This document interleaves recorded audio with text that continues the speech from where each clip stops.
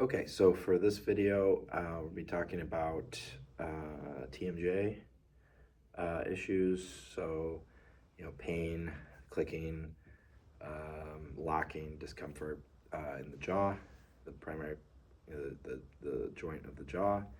And so we want to be aware of the role of tightness and weakness in certain muscles. So this is probably best to at least start to practice doing this lying down on your back with your head supported, trying to get your muscles to relax so you can kind of feel where certain muscles might be tight or kind of staying tight, and also to reduce any kind of interference from other muscles that might be engaging just to hold your head up. So if you're lying flat on your back with your head supported, you should be able to relax enough where those muscles don't have to work so hard or they shouldn't have to work hardly at all to hold your head up. So something to think about, start in a more relaxed position with your head supported.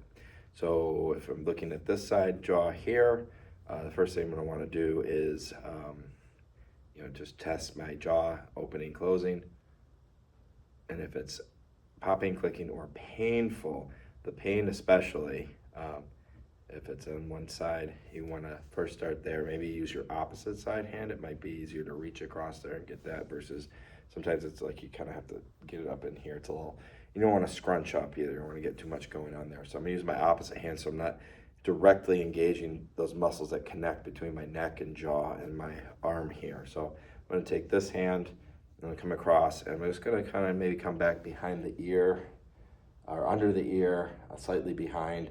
Find the back of the jawline, and I don't want to dig too deep just yet. I want to just kind of more superficially put a little pressure, and it doesn't feel a lot of pressure, just kind of feel in there and kind of get your fingers and try to feel when you open and close.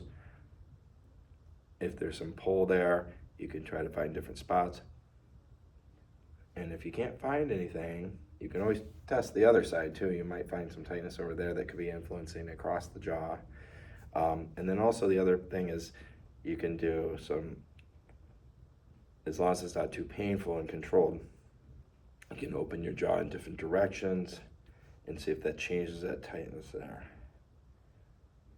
Okay, so I don't have much on that side. Let me try the other one.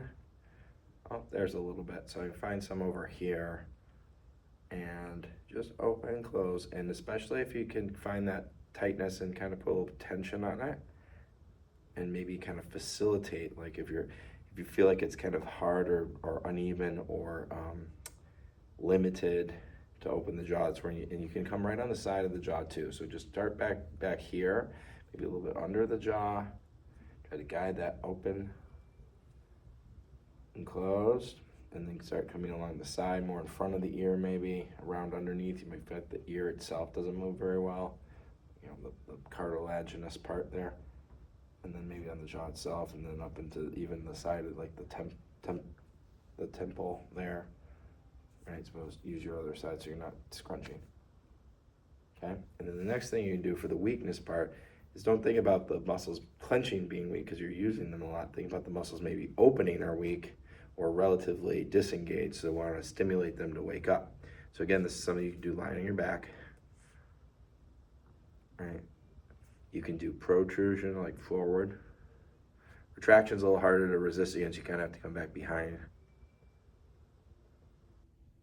But make sure it's not too painful or too uncomfortable.